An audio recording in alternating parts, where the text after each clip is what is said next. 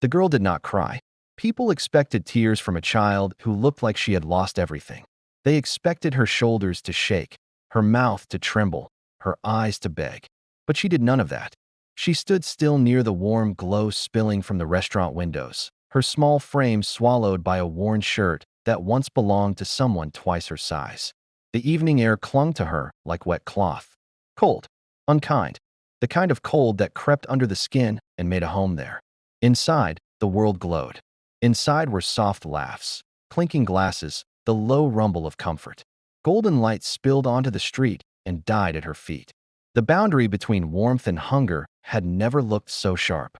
She stared at it the way people stare at open water when they are drowning, not knowing how to cross. Across the street, traffic moved. Headlights blinked. Music leaked from a car with a broken window, the bass beating like a careless heart. Somewhere a siren wailed, then faded. The city did not stop. It never did. She shifted her weight from one foot to the other. Her shoes were gone. She forgot when she lost them. Maybe she gave them away. Maybe the sidewalk stole them, piece by piece. The skin on her heels had toughened into thin armor, soft only in places where it cracked. She was not sure how long she had been standing there. Hunger had its own clock. It stretched time until it felt like a rubber band inside her chest.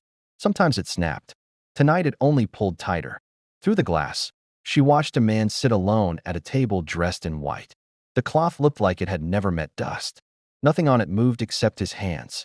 One held a silver fork. The other rested beside a glass where ice melted in lazy surrender. He wore a dark jacket that did not wrinkle. His hair was neat, the way people wore it when they had mirrors to look into and reasons to care. His face was calm in a practiced way, the kind that lived on billboards. But even from where she stood, she could see something off. A pause behind his eyes. A quiet that did not match the music inside. He did not eat. He stared out the window without seeing it. She took one step closer, then another. The warmth from inside pressed against her cheek like a promise. Her stomach folded in on itself. Her name was not important right now. Names had weight, and she was trying to stay light enough not to be crushed. The door opened behind her. A couple stepped out laughing, wrapped in coats that looked soft on the inside. Heat rushed past her, into the dark. The heavy door swung shut again like nothing had happened, like nobody had waited for it. She reached for the handle. Her fingers trembled, not from fear, but from the body's quiet alarm when it had run too low for too long. Before she could pull, the door opened again. A man in a uniform stood there, eyes already tired from a night that had not yet finished. He smelled like soap and cold air. He started to step past her and then noticed her stillness. "Hey," he said softly, not unkindly. "You okay?" She nodded because that is what children did when they did not want more questions. He hesitated, then nodded back, as if they had agreed on something, and went inside. The door shut again. The restaurant exhaled sound and swallowed it. She clenched her fists and turned the handle. Warmth washed over her like water. The smell came first. Soup, bread, something sweet that lived near the heart and refused to be ignored. Every head did not turn, but enough did. Eyes flicked, paused, judged. Her feet made no sound on the carpet. It was thick and strange, like walking on quiet. She stood there, not knowing where to go, the heat making her dizzy, her senses flooding all at once. Then she saw him again. He was closer than she imagined, closer than she felt safe with. His table waited for him like a servant. He did not look up right away. He was still lost in that private quiet of his, the one she had noticed through the glass. Something heavy hung around him, invisible but loud. She took one more step. The sound that came out of her was smaller than she meant it to be. "Excuse me." The word felt too big in her mouth. He lifted his head. Their eyes met. Something moved in his face. Not shock, not annoyance. Recognition was closer, though he did not know her. The room froze in a way that did not make noise. She swallowed. And then, softer than a whisper but louder than a prayer, she spoke again. "Excuse me, sir." The weight inside her chest shifted. Something old and sharp tried to rise. She hesitated. And then courage came, where it always came from when it showed up at all. It came from hunger. "Can I?" Her voice cracked open. Her fingers curled into her shirt. "Can I sit here for a minute?" The sentence fell incomplete. The rest of it refused to rise. People who had been watching leaned in without moving. The man studied her, the way you study something precious when you are afraid to touch it. He did not answer. A problem with silence was that it was never empty. It filled with everything you were afraid to hear. Before we continue, don't forget to hit the subscribe button and turn on the notification bell to this channel and comment where you are watching from to support our growth. Because this story is just getting started. He pushed his chair back. Slowly, deliberately. Not like someone making space. Like someone making a decision. Come on, he said, standing. You can sit. A breath she did not know she had been holding rushed out of her. She climbed into the chair like it was a boat on moving water. Her hands touched the white cloth and froze there, afraid to leave a mark, afraid to make this place regret her. The man sat across from her. What's your name? He asked. She did not answer right away. Names had betrayed her before. May, she said finally. It was not her real name. It tasted safer. He nodded as if it was the truest thing he had ever heard. He stopped himself. He smiled, but it looked like someone had taught him how to smile, not like someone who learned it naturally. I'm glad you came in, he said instead. Someone in a black jacket approached, face tight and polite. There seems to be a problem, the manager said. The man across from her looked at her again before answering, like he needed permission he did not deserve. She's with me, he said. The manager paused. A flicker of doubt passed across his features. But something else followed quickly after. Recognition. The air changed. Of course, sir, the manager said, too fast now. Apologies. Just let us know if you need anything. The girl did not understand what had just happened, only that the danger had paused, not ended. The manager walked away. The room moved again. Breath returned to chests. The man reached for the menu, then stopped. Are you hungry, May? He asked, like it was not the most obvious question on earth. She nodded, harder than she meant to. He smiled again. This time it broke something in him. When the food came, she stared like it might disappear if she took too long. Steam fogged her face. Butter glistened on warm bread. Soup breathed intoxication into the air. Her hands shook when she lifted the spoon. She took one careful bite. Her eyes burned. She did not cry. She ate slowly, trying to disappear into the meal, trying not to be a problem that needed solving. He did not eat at all. He watched her like something inside him had woken up and was afraid to go back to sleep. You're safe here, he said. She looked up at him, startled. Nobody had said that to her in a very long time. Just for tonight, he added, like he did not believe in miracles. Just for now. A phone buzzed somewhere. Then another. He ignored both. Outside, rain began to tap quietly against the windows, testing the glass. It sounded like fingers asking to be let in.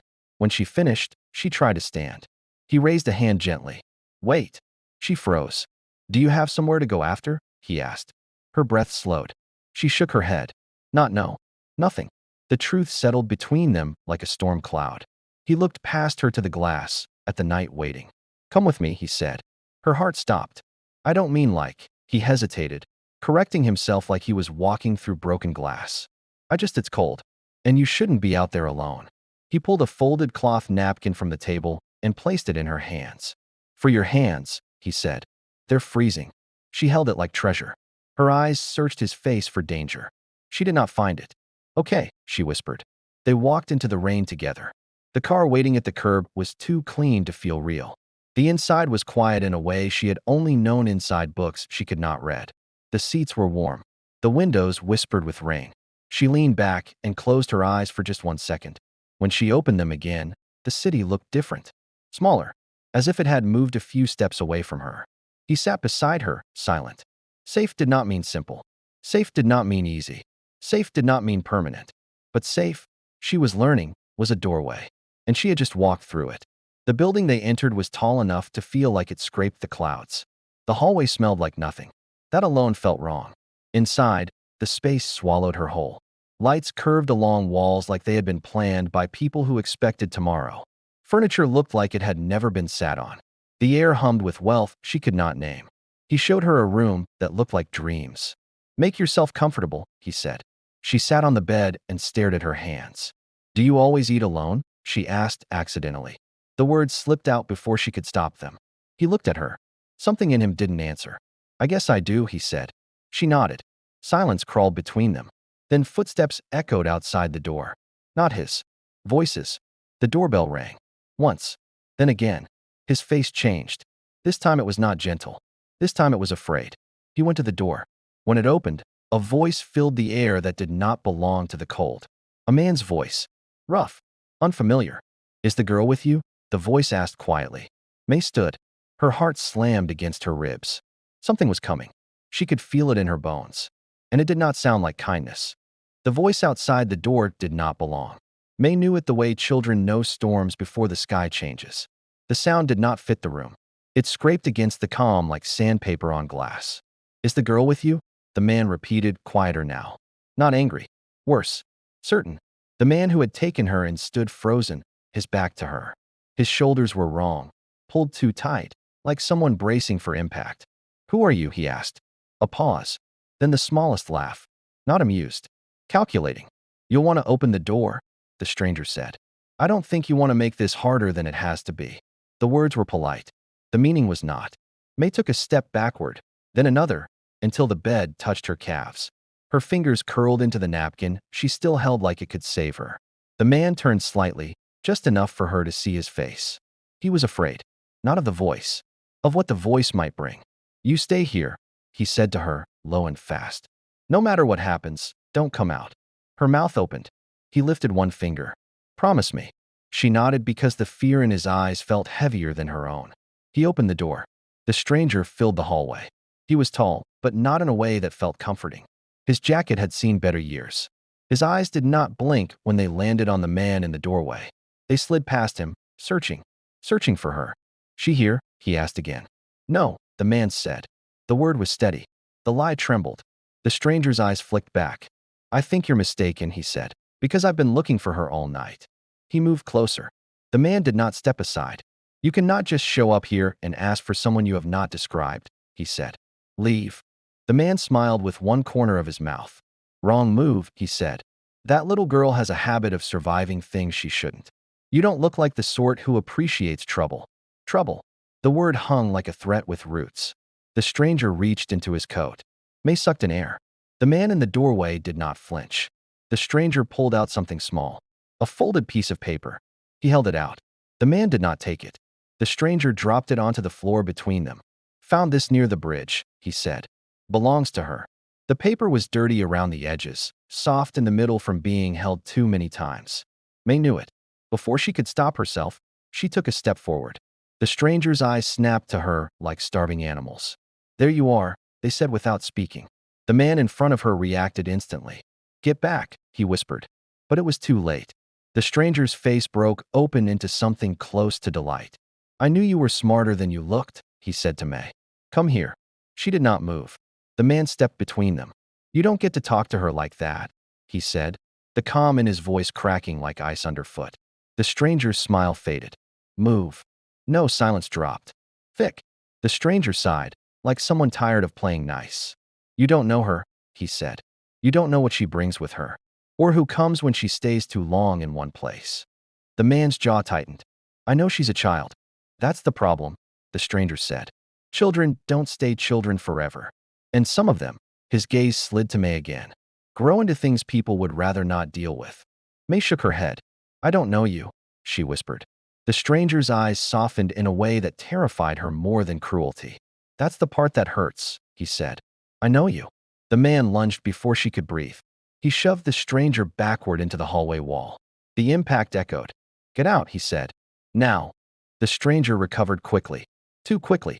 He straightened his jacket slowly, eyes never leaving the man's face. You're making enemies you can't afford, he said quietly. And you don't even know who you're protecting. I don't care, the man said. Leave. The stranger backed away 2 steps, then stopped. His gaze moved to the girl one last time. Lock your doors, he told her. And your heart. Then he turned and walked away. The sound of his footsteps faded. May stood shaking. The man waited a long moment before closing the door. Then he leaned against it like it had been holding him upright this whole time. She ran to him. He sank down to his knees and wrapped his arms around her like someone drowning. You're okay, he whispered into her hair. You're okay. She clung to him. The napkin fell to the floor between them like a white flag. When his breathing slowed, he pulled back just enough to see her face. Did he touch you? He asked. She shook her head. Did he scare you? He asked. She nodded. Good, he said, then stopped himself. Reached. I'm glad you're honest. Not glad you were scared. She tried to smile. It didn't work. He stood and walked to the counter where his phone lay silent. He turned it on. It screamed to life. He did not read the messages. He made one call. His voice changed when the other end answered. Yes, he said. Now? No, don't ask questions. Just come. He hung up. Then he crouched in front of her. We're leaving tonight, he said. Her stomach tightened. Where? Somewhere safe, he said. That wasn't safe? She asked. His eyes flicked to the door. Not anymore. They packed nothing. They took only the napkin, now folded and tucked into her pocket. The car that arrived was darker than the last one. The driver said nothing. The ride felt longer. The city gave way to trees that whispered secrets to the windows. When the car stopped, the world was quiet in a way she had never heard. A house rose from the dark like a lighthouse without light. Inside, it smelled like dust and memory. He flicked switches. Lamps bloomed. It was older than the place they had come from. Warmer. Softer. You'll be okay here, he said. She looked around. There's no one else, she said. I know, he said. He said people come when I stay too long, she whispered. What did he mean? The man looked away. I don't know, he lied. Sleep did not come easily. May lay awake listening to the house breathe. A sound woke her. Not loud. Wrong. She sat up. Outside her door, something moved. Slow. Careful. The handle turned. Just a little. May held her breath. Then the door opened. A man stood there. Not the stranger. The one who had saved her.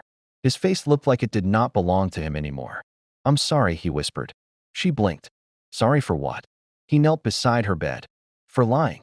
Her heart stumbled. Before she could ask more, the house groaned. Downstairs, glass shattered. The sound came again, louder. Movement. More than one. The man grabbed her hand. They found us, he said. Who is they? She asked, her voice trembling. He did not answer. Outside her window, lights flashed between the trees. Footsteps moved like waters rising. The door below burst open. Voices filled the air. Not police. Not help. Hunting. He pulled her to her feet. Run, he said. The house seemed to shrink around them. As they reached the stairs, a voice roared from below. Don't let the girl leave. May's world tilted, and she realized, too late, that the stranger had not been the beginning. Just the warning. May ran because his hand was pulling her. Not gently. Not carefully. Like a promise that would not break. The stairs swallowed their feet in hollow echoes as they rushed downward. The house that had felt like a breath now felt like a throat. Tight. Closing. Somewhere behind them, something heavy crashed against a wall. Glass sang when it broke. Voices rose, low and hard, cutting through the air like wire. Back way, he muttered, steering her down a narrow corridor that smelled old and damp, like secrets that had sat too long without light. Why are they here? May whispered. What did I do? He didn't answer. His jaw was set, eyes blazing with that same look she had seen at the door in the penthouse. Fear braided with something else. Regret. They burst into a room that had not been touched in years.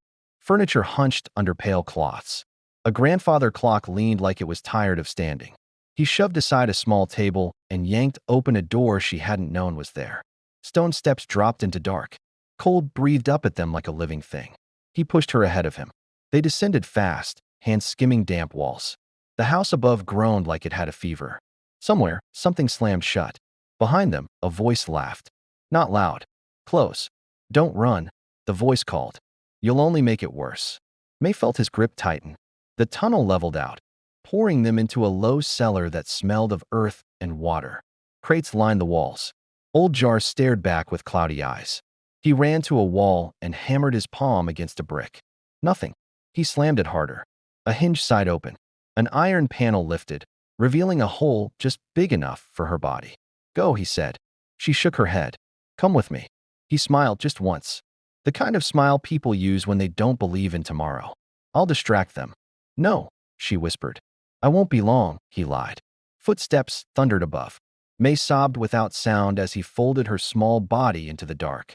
He pressed the napkin into her hand again, even though she already had it. For luck, he said. He closed the panel. Darkness swallowed everything. May crawled. The earth scraped her knees and palms. The tunnel smelled alive and dead at once. Her breath fogged the blackness. Her heart beat so loud it sounded like knocking. She crawled until the tunnel spat her out into night. Trees wrapped around her like strangers. Cold air bit her lungs. She stumbled forward, branches reaching, grabbing at her hair and clothes like jealous ghosts. Behind her, the house were no longer quiet. Light bloomed in its windows. Then flames. Orange swallowed night. May stopped in the clearing and turned. The old house burned like it had been waiting for this moment. Please, she whispered, as if the fire might hear her. A man screamed inside. Her legs gave. She fell into leaves and dirt and sobbed like something small and broken that the world had finally noticed. Then hands caught her.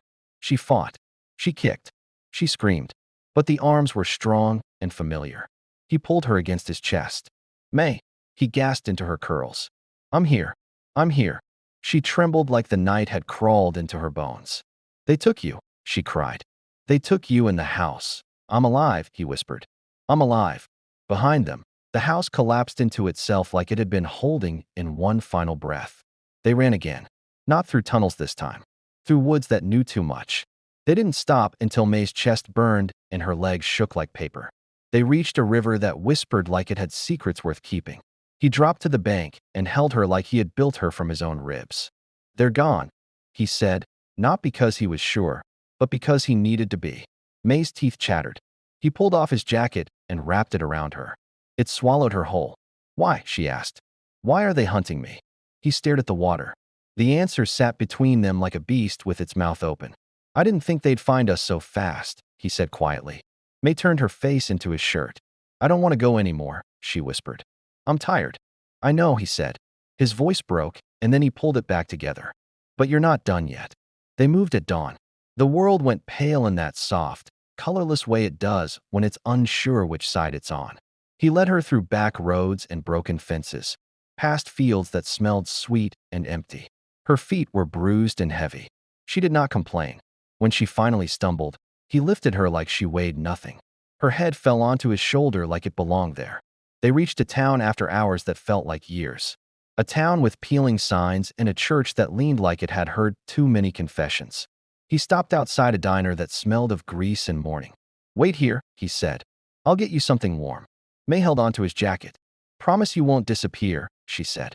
He knelt and pressed his forehead to hers. Not again. He went inside. Through the window, she watched him talk to a woman behind the counter. The woman's face softened. She moved faster. The world inside glowed with ordinary. May leaned against the glass, dizzy with wanting. The door opened again. Not for him. For a man with a hat pulled low. May froze. The man stood on the sidewalk and looked at the sky like he had all the time in it. Then his eyes slid down and found her. The world tilted. His mouth curved into something almost gentle. He tipped his hat. May ran. She ran because her body remembered fire. She ran because promises burned. She ran because her name was not enough to save her. She tore down the street, lungs tearing, fear tasting like pennies on her tongue. Behind her, the man did not run. He walked. And somehow, he was always closer. May, he called, like he had every right to say her name. Don't make me chase you. She cut into an alley and slammed straight into someone. Arms caught her. Strong. Male. Familiar. He spun her, dragging her into shadow between dumpsters. His hand covered her mouth. Quiet, he whispered. It's just me. She bit him before she recognized him. Hey, he hissed. Then he saw her face. Hey, he said again, softer. Where did you go? She sobbed. I thought they took you. I want to get you food. They found me. He closed his eyes like the word hurt. Of course they did, he whispered. He peeked around the corner and pulled back fast. They're closer than they should be. Who are they? She begged. He hesitated. A mistake. A dangerous one. The footsteps reached the mouth of the alley. The man in the hat stepped into the sliver of light. He lifted his hands. I'm not here to hurt you, he said amiably. I am here to make sure a very expensive little problem doesn't grow teeth. The man she trusted stepped forward. She's not an object, he said. She's a child. The man in the hat shrugged. Children become things, he said. And things become weapons when left alone too long. May felt the ground move. Not earthquake. Choice. You don't know her, the man she trusted said. The man in the hat smiled. I know her better than you ever will. May's heart threatened to escape her body. Say her real name, the man in the hat said quietly. The man she trusted flinched. Just enough. May saw it. The man in the hat smiled wider. That's what I thought. He tucked his hands into his pockets. I'll be polite, he said. Give her to me. You walk away. You live. Silence bloomed. May looked at the man who had saved her again and again. Don't, she whispered. He bent his head toward her. I won't, he whispered back. He stood tall. She's not going anywhere. The man in the hat sighed. Then you're already dead. He snapped his fingers. From the end of the alley, shapes moved. More than one. May felt the world close. The man she trusted grabbed her and shoved her behind him. Run when I say run, he said. No matter what happens. She clutched his jacket. No, he did not look at her when he spoke next. Run, he said. The men came forward. The alley shrank. May pressed her face into his back and cried soundlessly. Then something else happened. Something wrong. The man in the hat raised a small device in his hand. He pressed a button. The world screamed. May fell to her knees as pain exploded behind her eyes. The air burned. Her thoughts scattered like frightened birds. She grabbed at the ground, sobbing, the world swimming. She heard him shout her name. She tried to answer. Her mouth forgot how. The last thing she saw before black took her was the man in the hat tucking the device away and smiling like he had already won. Don't forget to hit the subscribe button and turn on the notification bell to this channel to support our growth. May woke to quiet. Not the good kind. Not the soft, safe kind that came when sleep finally won. This quiet pressed on her ears like cotton stuffed too deep. It hummed with something wrong. Her eyes opened slowly. White ceiling. A single crack above her head shaped like a crooked river. The smell hit next. Clean. Sharp. Not like soap. Like places where pain learned new names. She tried to move. Something tugged at her wrist. Then her ankle. Straps. Panic flared hot and sudden inside her chest. She tried again, harder. The straps did not give. They breathed with her, like they were alive. Please, she whispered, though she wasn't sure who she was asking. A light clicked onto her left. Footsteps came. Not rushing. Measured. Someone sat in a chair beside her bed. Easy. A man's voice said calmly. You're safe. For now. She turned her head. The man in the hat was gone. This one was older. Pale hair. Eyes like fog. He wore a coat that looked soft, but did not feel like it would be if touched. Where is he? May asked. Her voice sounded wrong. Thin. Like it didn't belong to her. The man smiled without warmth. Who? He asked. You know. He watched her for a moment too long to be kind.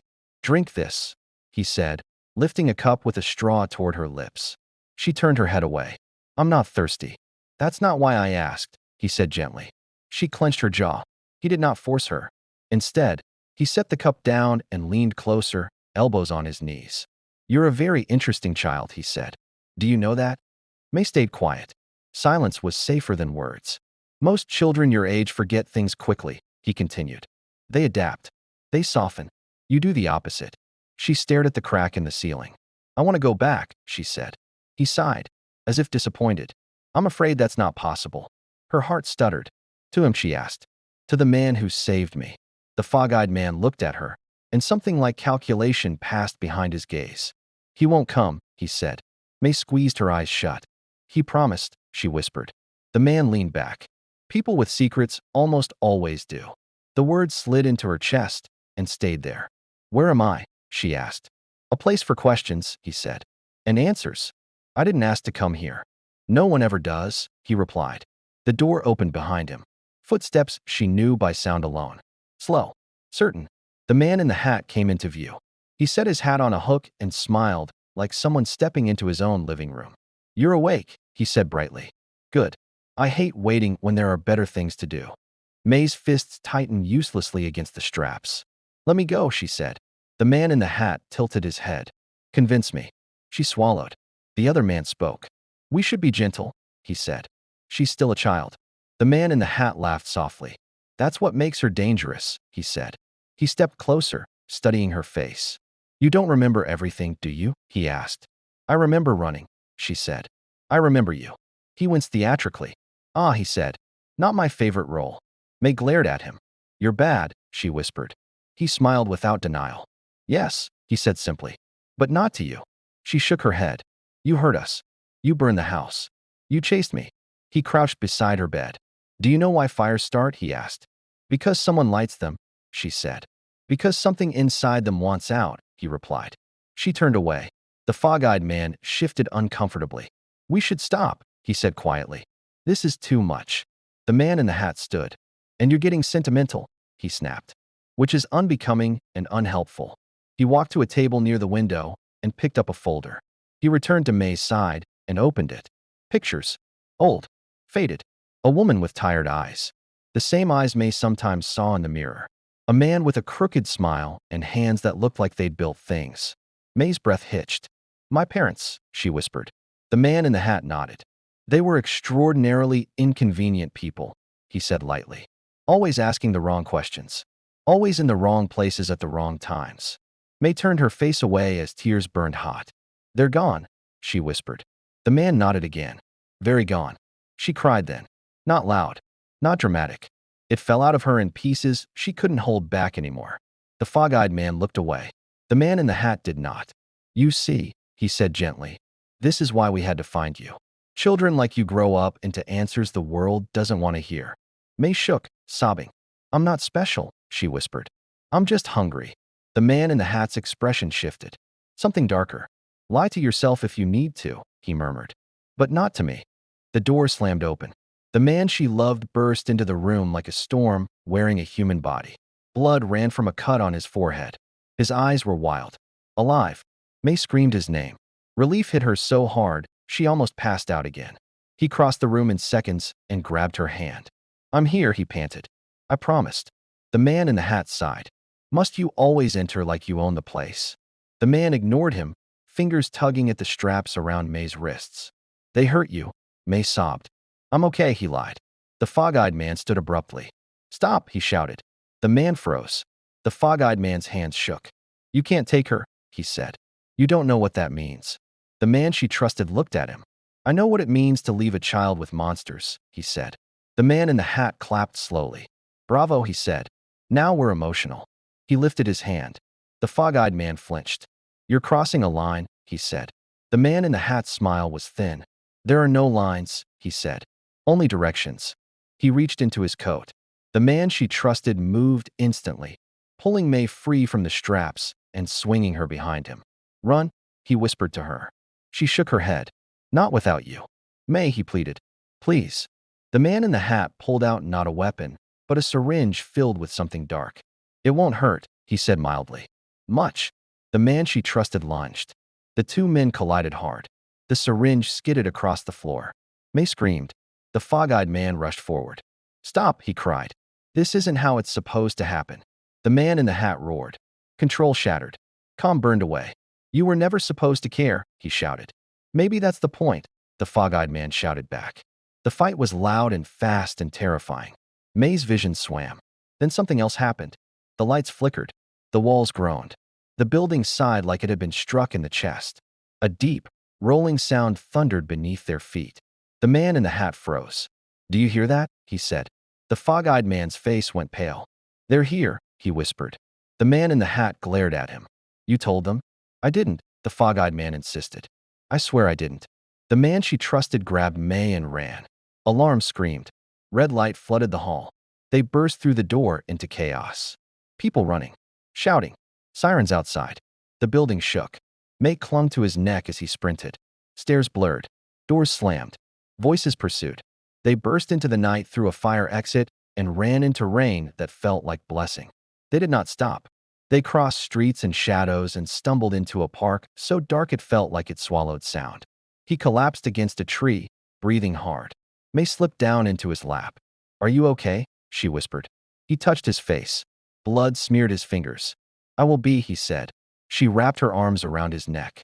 I was scared, she said. I know, he whispered. They stayed there in the dark, shaking together, until his phone buzzed in his pocket. He hesitated, then checked it. His face changed. Not fear. Something worse. Recognition. Who is it? May asked.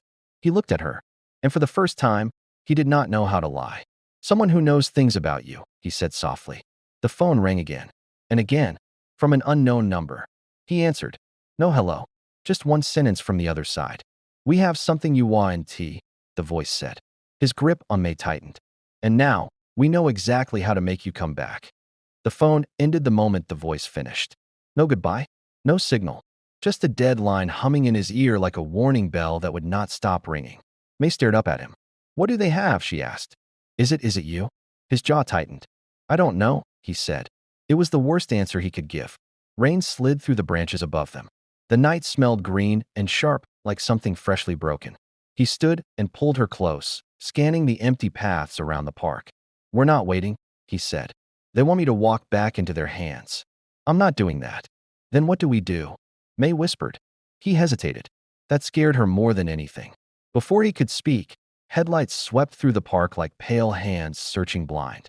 A black car rolled to a stop at the curb. A back door opened. A woman stepped out wearing a dark coat and shoes that never touched mud. Her hair was cut sharp around her face. Her eyes were sharper. She didn't smile. She didn't shout.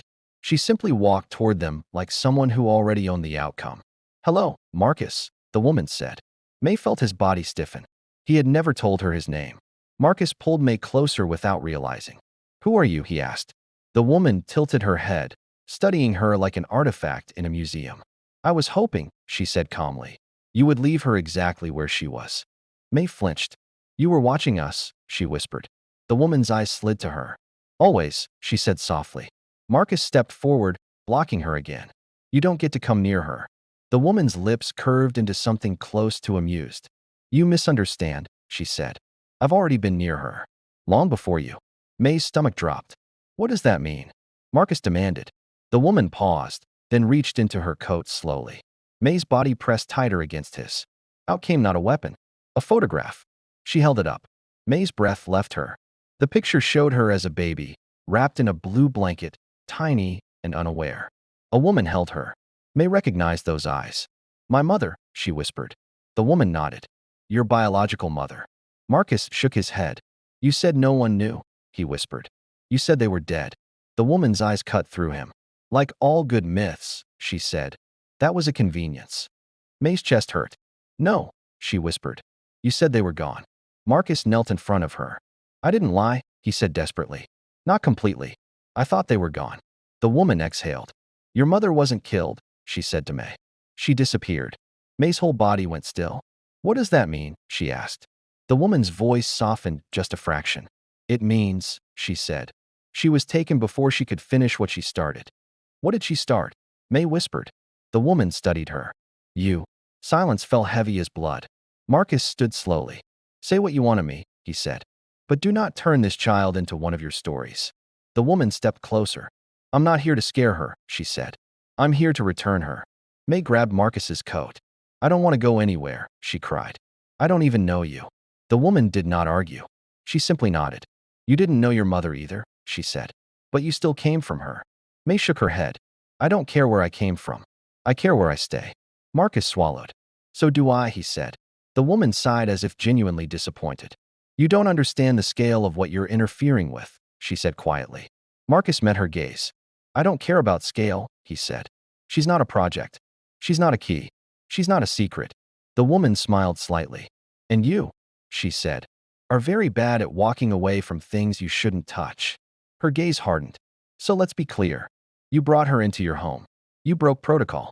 You moved her from safe systems you were never supposed to enter." May looked up at Marcus. "You were supposed to leave me," she whispered. Marcus closed his eyes. "For one night," he said. "Just one night." She touched his cheek. "And you didn't." "No," he said. "I didn't." The woman watched this exchange with something like sympathy and something else entirely behind it. "You made a beautiful mistake," she said softly. "But we don't let beautiful mistakes roam free." May stepped forward on trembling legs. "You said you'd return me," she said to the woman. "To who?" The woman paused, then answered carefully. "To your true family." May's hands balled into fists. "I already have one," she said. The woman looked at Marcus. "Do you?" she asked sharply. "Because the world doesn't recognize you as anything to her." Marcus straightened. "Maybe not," he said. "But she does." The woman inhaled slowly. "Then you force my hand," she said. The air thrummed. Not electricity. Pressure. The car door behind her opened again. Two men stepped out. Quiet. Polite. Deadly in the way that didn't need shouting. May felt Marcus tense. "Run," he whispered to her again. This time, she didn't move. She turned to the woman instead. "You said you were returning me," May said. "Not taking me." The woman hesitated. "Just for a second." "Enough." "Then don't do it like this," May said. The woman studied her face. The child who wasn't crying. The girl who wasn't pleading. The mistake that refused to behave. Something flickered in her eyes. Marcus held his breath. "Let me choose," May said. Silence stretched. The men behind the woman waited. The entire night seemed to lean in. The woman looked between them. Then finally back to May. Very well, she said quietly. She stepped forward and crouched until they were eye to eye.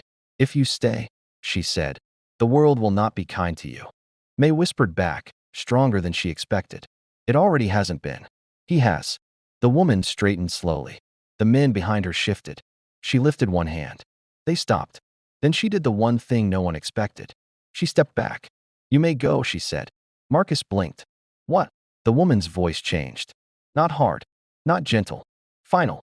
Run, she said, before someone louder than me decides you don't deserve a choice. Marcus didn't wait. He scooped May into his arms and ran. Not into woods. Not into hiding. Into the streets. Towards something brighter. Towards something real. They didn't speak. They didn't breathe.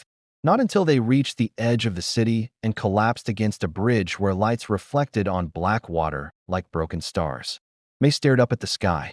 Marcus, she whispered. Yes. She swallowed. Then said the words she had held inside her chest since the door first opened at the restaurant. The words that split him open in ways no fire ever could.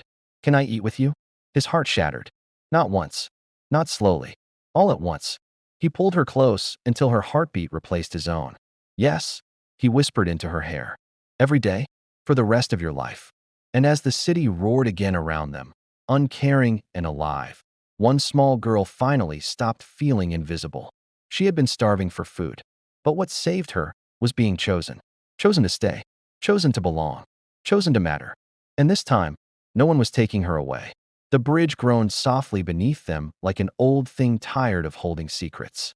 Cars passed overhead, their sound a distant river of lives that had nothing to do with this moment. May curled up beside Marcus, his coat still wrapped around her like a promise he did not trust himself to make. He stared at the water below. It looked calm. That's what scared him. He had seen calm before. It always came before something tore it open. May rested her head against his arm. You're shaking, she whispered. I'm fine, he lied. She lifted her head just enough to see his face. You lie like someone who's scared, she said gently. He almost laughed. Almost cried. I am scared, he admitted. I just don't know of what anymore. She studied him like she was memorizing something she might lose. Are you going to send me away? She asked. The question cut clean. No, he said instantly. Too fast. Her eyes searched his. People forgot children saw that kind of thing. The flinch. The delay. The pause between thought and speech. Even if they come back, she whispered. His jaw tightened. Especially then, he said. A shadow crossed the water. May looked up. What's that? Nothing answered. He scanned the darkness. No footsteps. No voices. No movement. Just the city breathing. He stood slowly. Come on, he said. We don't stay anywhere too long. As they walked, May noticed it first. The way people glanced twice at Marcus. The way they slowed. The way they stared. A woman on a phone stopped mid-sentence as they passed. A man outside a store whispered something into someone else's ear. May felt small again. I don't like it, she murmured. Neither do I, Marcus said. They entered a 24-hour cafe where lights hummed and coffee smelled like second chances.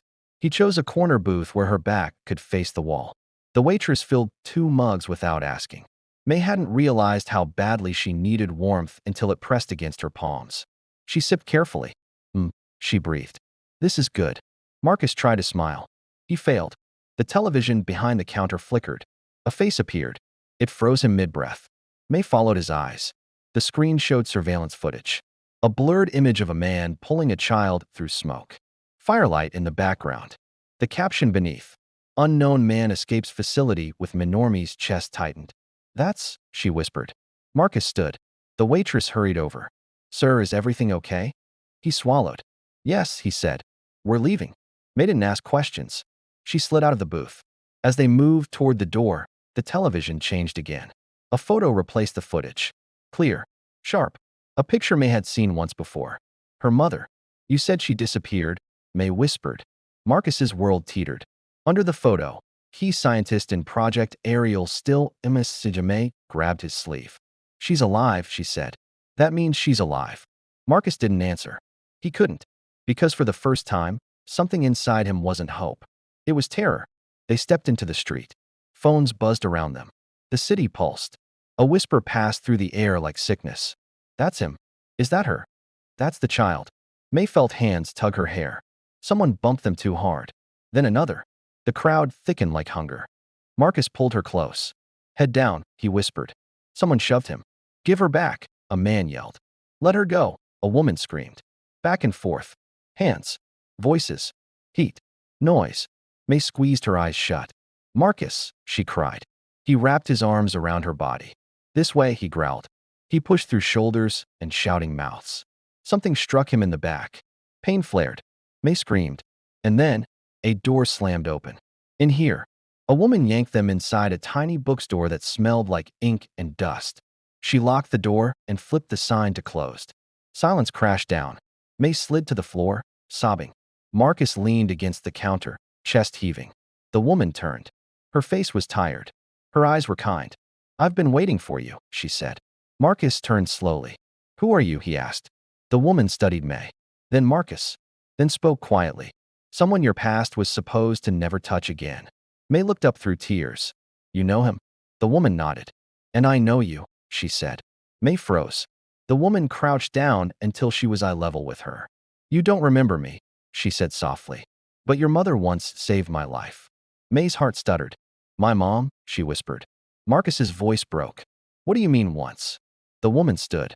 She walked to the back room and returned with a thick envelope. She placed it on the table between them. What do you want? Marcus asked. The woman held his gaze. To finish what your mother started. Marcus felt the weight of every bad decision he'd ever made press into that moment. What did she start? May asked. The woman hesitated. A dangerous hesitation. Then answered carefully. She tried to stop something from becoming a weapon. Silence dropped like glass. May's stomach twisted. A weapon? She asked. The woman nodded. You. May stopped breathing. No, Marcus said fiercely. Not her. The woman lifted her hands. She's not a weapon, she said. Unless they make her one. May shook her head. I don't do anything, she whispered. I just get hungry. The woman's eyes filled. That's because they hid what you are, even from you. Marcus slammed his palm against the table. Enough, he said. You don't get to turn her into a thing. The woman's voice trembled. I'm trying to keep her from becoming one. The words dug into May's chest. What am I? She whispered. The woman didn't answer. She handed Marcus the envelope. His name was written across it. In his handwriting. His blood went cold. I delivered this to myself, he whispered. You will, the woman said. Soon. Sirens wailed outside. Not one. Several. May looked at the door. They're coming, she said. Marcus tore open the envelope. Inside was a single page. A sketch. A symbol. And 5 words written in his own hand. On a date that hadn't happened yet. May leaned closer. What does it say? Marcus's face went gray. He swallowed. Hard. It says, the bookstore lights flickered. The door rattled. The pounding started. And Marcus realized with horror, the past wasn't chasing them. The future was. Sometimes, a few small words carry a whole lifetime of pain. Can I eat with you? Was not really about food. It was about a child who felt forgotten by the world. It was about a heart that wanted to belong. It was about a soul quietly asking, do I matter to anyone? And the truth is, many people are asking that same question today in silence. This story reminds us that loneliness doesn't always scream. Sometimes it whispers. Sometimes it hides behind smiles. Sometimes it lives in people we pass every day without seeing. Kindness can change a life. Not tomorrow. Not someday. Today. One gentle word can pull someone back from darkness. One moment of care can become someone's reason to keep going. And one brave choice to stay can save a person who was ready to give up. Never believe your love is too small. Never think your kindness is useless. Never assume someone else will help.